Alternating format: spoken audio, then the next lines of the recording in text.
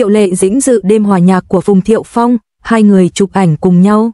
Anh thú nhận tại chỗ, là lỗi của anh, xin hãy tha thứ cho anh. Đêm hôm ấy, bầu trời Thượng Hải rực sáng bởi ánh đèn sân khấu và tiếng reo hò của hàng ngàn khán giả. Đó là một buổi hòa nhạc đặc biệt của Phùng Thiệu Phong, sự kiện kỷ niệm 20 năm sự nghiệp nghệ thuật của anh. Sân khấu được dàn dựng công phu, màn hình LED khổng lồ chiếu lại những khoảnh khắc huy hoàng trong suốt chặng đường làm nghệ sĩ của anh, từ vai diễn đầu tiên đến những thước phim kinh điển và cả những phân cảnh anh từng đóng cùng Triệu Lệ Dĩnh trong Minh Lan Truyện. Không ai ngờ rằng buổi tối ấy sẽ trở thành đêm đầy xúc động nhất trong sự nghiệp của Phùng Thiệu Phong, và cũng là khoảnh khắc khiến người hâm mộ của cặp đôi Phong Dĩnh rơi nước mắt vì xúc động. Trước khi buổi hòa nhạc bắt đầu, truyền thông không hề hay biết rằng Triệu Lệ Dĩnh sẽ xuất hiện. Cô lặng lẽ đến trong trang phục giản dị, một chiếc váy trắng thanh nhã, tóc buông nhẹ, gương mặt được trang điểm nhẹ nhàng, toát lên vẻ dịu dàng và trưởng thành. Khi cô xuất hiện ở hàng ghế VIP, ánh đèn sân khấu vô tình lia qua, khiến cả khán đài dậy sóng. Hàng ngàn khán giả bắt đầu xì xào, là Triệu Lệ Dĩnh phải không? Trời ơi, cô ấy thực sự đến sao? Phùng Thiệu Phong chắc sẽ xúc động lắm đây. Cô mỉm cười, khẽ gật đầu chào khán giả, rồi ngồi xuống ghế. Bên cạnh là một chiếc ghế trống, có lẽ được Phùng Thiệu Phong cố tình để lại. Ánh mắt của Triệu Lệ Dĩnh thoáng một nét xa xăm, như thể bao ký ức ùa về những ngày cùng anh đọc kịch bản, những cảnh quay đầy cảm xúc và cả những đêm muộn khi hai người cùng nhau nói về tương lai.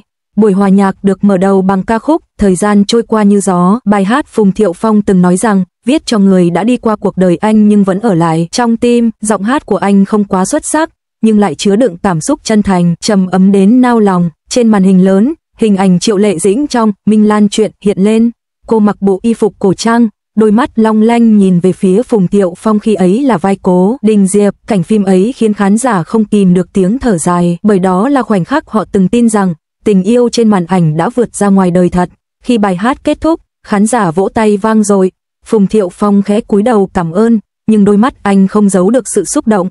Anh nhìn về hàng ghế đầu, nơi Triệu Lệ Dĩnh đang ngồi, và trong khoảnh khắc ấy, ánh mắt họ gặp nhau, cả hai đều im lặng, không lời nào được nói ra, nhưng trong ánh nhìn đó, có lẽ họ đã nói với nhau tất cả, nỗi nhớ, sự tiếc nuối và tình cảm chưa bao giờ nguôi. Giữa buổi biểu diễn, khi tiếng nhạc dừng lại, Phùng Thiệu Phong tiến ra giữa sân khấu, ánh đèn chiếu thẳng vào anh, còn khán đài chìm trong tĩnh lặng.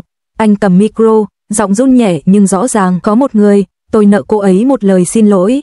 Tôi từng nói rằng mình không biết hôn nhân là gì cho đến khi mất đi người mình yêu nhất. Khán giả xôn xao, nhưng anh tiếp tục, đêm nay, cô ấy có mặt ở đây. Tôi không biết mình có còn tư cách để nói những điều này không, nhưng tôi vẫn muốn nói, là lỗi của anh, xin hãy tha thứ cho anh. Cả khán phòng lặng như tờ. Ống kính máy quay vô tình lia đến Triệu Lệ Dĩnh, cô ngẩng đầu nhìn anh, đôi mắt ướt nhòe. Cô không nói gì, chỉ đặt tay lên ngực, như thể muốn nói rằng, em đã nghe rồi. Một vài giọt nước mắt lăn dài trên má, khán giả phía dưới bật khóc, hàng ngàn chiếc điện thoại giơ cao ghi lại khoảnh khắc ấy, khoảnh khắc hai con người từng yêu nhau sâu sắc giờ lại gặp nhau nơi ánh đèn sân khấu, giữa tiếng nhạc và những giọt nước mắt. Sau phần biểu diễn, ban tổ chức mời các khách mời đặc biệt lên sân khấu chụp ảnh lưu niệm. Mọi người đều bất ngờ khi thấy Triệu Lệ Dĩnh bước lên. Cô mỉm cười, lịch thiệp, đứng cách Phùng Thiệu Phong một khoảng nhỏ. Anh khẽ xoay người, nhìn cô, ánh mắt vừa trân trọng vừa xót xa. Một nhiếp ảnh gia đã kịp bắt chọn khoảnh khắc ấy. Phùng Thiệu Phong nghiêng người về phía Triệu Lệ Dĩnh, ánh mắt anh chan chứa cảm xúc, còn cô thì khẽ mỉm cười nhẹ nhàng, trong sáng nhưng cũng đầy kìm nén. Khi bức ảnh được công bố vào sáng hôm sau, nó lập tức gây bão mạng xã hội Trung Quốc. Hàng triệu lượt chia sẻ, bình luận xuất hiện trên Weibo chỉ trong vài giờ. Hai người họ vẫn còn tình cảm, tôi tin là vậy. Ánh mắt Phùng Thiệu Phong nhìn cô ấy là ánh mắt của một người vẫn đang yêu. Triệu Lệ Dĩnh cười như thể cô đã tha thứ cho anh. Không chỉ fan, mà ngay cả nhiều đồng nghiệp trong giới giải trí cũng gửi lời chúc phúc. Một đạo diễn từng làm việc với cả hai đã viết, có những người, dù không ở bên nhau nữa, nhưng khi gặp lại, họ vẫn khiến thế giới xung quanh ngừng lại vài giây. Ngay trong đêm, khi được phóng viên hỏi về khoảnh khắc đặc biệt ấy, Phùng Thiệu Phong chỉ khẽ cười, giọng trầm xuống, cảm ơn cô ấy vì đã đến. Đối với tôi, đó là món quà quý giá nhất trong suốt 20 năm sự nghiệp. Anh ngừng một chút rồi nói thêm, có những chuyện, không cần phải giải thích, có những người, chỉ cần họ bình an, là tôi thấy đủ. Một câu nói ngắn gọn, nhưng khiến người hâm mộ rơi nước mắt. Ngày hôm sau, Triệu Lệ Dĩnh đăng trên Weibo một bức ảnh chụp đêm hòa nhạc, kèm dòng chữ, âm nhạc là ký ức là điều không thể quên. Cô không nhắc đến tên Phùng Thiệu Phong, nhưng ai cũng hiểu rằng câu nói ấy chính là lời đáp lại. Cô không phủ nhận quá khứ, không trốn tránh, mà chỉ nhẹ nhàng chấp nhận nó như một phần trong hành trình trưởng thành của mình. nhiều người nhận xét rằng Triệu Lệ Dĩnh đã học được cách đối diện với tình cảm cũ bằng sự bình thản và biết ơn, thay vì nỗi đau và hối tiếc. Tối hôm ấy, truyền thông khắp nơi đồng loạt đăng tin về khoảnh khắc Phong Dĩnh tái ngộ. Những dòng tít như Phùng Thiệu Phong công khai xin lỗi Triệu Lệ Dĩnh trên sân khấu, Triệu Lệ Dĩnh rơi nước mắt giữa đêm nhà cặp đôi từng ly hôn khiến cả khán đài xúc động. Nhiều cư dân mạng nói rằng đó không chỉ là một buổi hòa nhạc mà là một bản tình ca dang dở được khép lại bằng sự bao dung. Khi ánh đèn sân khấu tắt, Triệu Lệ Dĩnh rời đi trong yên lặng, nhưng trước khi bước ra xe, cô quay lại nhìn sân khấu lần cuối. Ở đó, Phùng Thiệu Phong vẫn đứng, nhìn theo hướng cô rời đi. Hai ánh mắt gặp nhau thêm một lần, như lời tạm biệt, nhưng cũng có thể là khởi đầu cho một điều mới. Không ai biết tương lai sẽ ra sao, liệu họ có thể nối lại mối duyên xưa hay không. Nhưng đêm hôm ấy, giữa tiếng nhạc và ánh sáng, Triệu Lệ Dĩnh và Phùng Thiệu Phong đã cùng nhau viết thêm một chương cảm động trong câu chuyện của họ, chương mang tên Tha Thứ. Sau đêm hòa nhạc, cuộc gặp gỡ định mệnh của Phùng Thiệu Phong và Triệu Lệ Dĩnh. Đêm ấy, sau khi ánh đèn sân khấu dần tắt, dòng người rời khỏi khán phòng trong tiếng xì xào, tiếng bước chân và ánh đèn flash từ phóng viên vẫn còn chớp sáng khắp nơi. Triệu Lệ Dĩnh khẽ kéo áo khoác, cúi đầu bước ra cánh cửa sau của hội trường. Ngoài kia, bầu trời Thượng Hải đêm muộn mờ sương, từng hạt mưa lất phất rơi như những giọt nước mắt còn sót lại của buổi hòa nhạc. Một người trợ lý chạy theo, định mở ô cho cô, nhưng Triệu Lệ Dĩnh khẽ lắc đầu, không sao đâu, để tôi đi bộ một chút. Cô bước đi trên con đường lát đá trước hội trường, nơi ánh đèn vàng phản chiếu thành từng vệt dài, cảm xúc vẫn chưa nguôi, tiếng hát, lời xin lỗi, ánh mắt của Phùng Thiệu Phong, tất cả như vừa mới xảy ra. Khi cô vừa đến bãi xe, một chiếc xe đen dừng lại, cửa mở ra, và người bước xuống, không ai khác chính là Phùng Thiệu Phong. Anh vẫn mặc bộ vest đen của buổi biểu diễn, nhưng cà vạt đã tháo, tóc hơi ướt vì mưa, gương mặt lộ rõ vẻ mệt mỏi xen lẫn nhẹ nhõm. Anh tiến đến gần, dừng cách cô vài bước, anh sợ em đi mất nên đuổi theo. Triệu Lệ Dĩnh khẽ cúi đầu, giọng nhẹ như gió, anh vẫn vậy, vẫn nói những câu khiến người khác không biết nên khóc hay nên cười. Một khoảng lặng trôi qua, tiếng mưa rơi lộp bộp trên ô, ánh đèn đường mờ ảo phản chiếu lên gương mặt họ. Phùng Thiệu Phong đưa tay, như muốn che ô cho cô, nhưng lại khựng lại giữa chừng. Anh không ngờ em sẽ đến, anh nói, em cũng không ngờ mình lại khóc, cô đáp. Hai người nhìn nhau, bao năm xa cách, từng câu từng chữ như nặng trĩu. Họ không còn là đôi vợ chồng năm nào, cũng không còn là hai người xa lạ. Họ là những người từng yêu nhau, từng tổn thương và giờ đây chỉ muốn nói hết những điều còn dang dở. Họ tìm một quán cà phê nhỏ gần bờ sông, nơi ánh đèn vàng phản chiếu xuống mặt nước lung linh.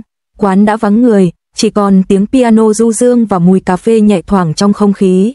Phùng Thiệu Phong ngồi đối diện cô, ánh mắt anh dịu dàng, không còn vội vã như trước.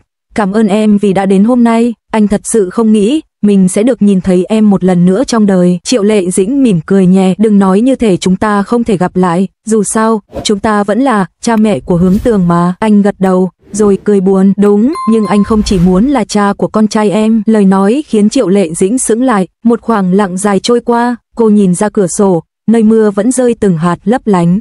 Anh biết không, cô nói nhỏ, năm đó khi viết đơn ly hôn, em đã khóc cả đêm, không phải vì hối hận, mà vì không biết làm sao để yêu mà không bị tổn thương. Phùng Thiệu Phong cúi đầu, giọng khàn khàn, là anh sai, anh đã để em cô đơn ngay cả khi em ở bên anh. Câu nói ấy như chạm vào nỗi đau sâu nhất trong lòng Triệu Lệ Dĩnh.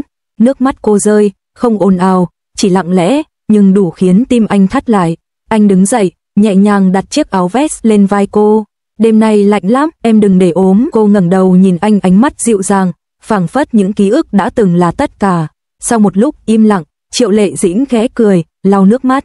Con trai chúng ta lớn thật rồi, hôm trước nó nói với em rằng nó muốn lên sân khấu như bố. Phùng Thiệu Phong cười nhẹ, ánh mắt ánh lên niềm tự hào. Nó có năng khiếu thật, hôm ở trường, thầy cô bảo nó hát rất hay, mà anh nghĩ chắc nó giống em, giống anh thì có. Cô khẽ trêu, cũng thích được khen, cũng tự tin như ai. Họ cùng bật cười, tiếng cười hòa cùng tiếng mưa ngoài hiên, như thể bao năm xa cách tan biến trong khoảnh khắc. Giữa hai người không còn là hố sâu của hiểu lầm, mà là những ký ức đã được gột rửa bởi thời gian. Phùng Thiệu Phong nhìn cô, ánh mắt sâu thẳm, em có nghĩ chúng ta có thể bắt đầu lại vì con không? Triệu Lệ Dĩnh im lặng thật lâu, cô xoay nhẹ tách cà phê, nhìn hơi nước bốc lên mờ ảo. Nếu bắt đầu lại, anh có dám yêu một Triệu Lệ Dĩnh không còn như trước không?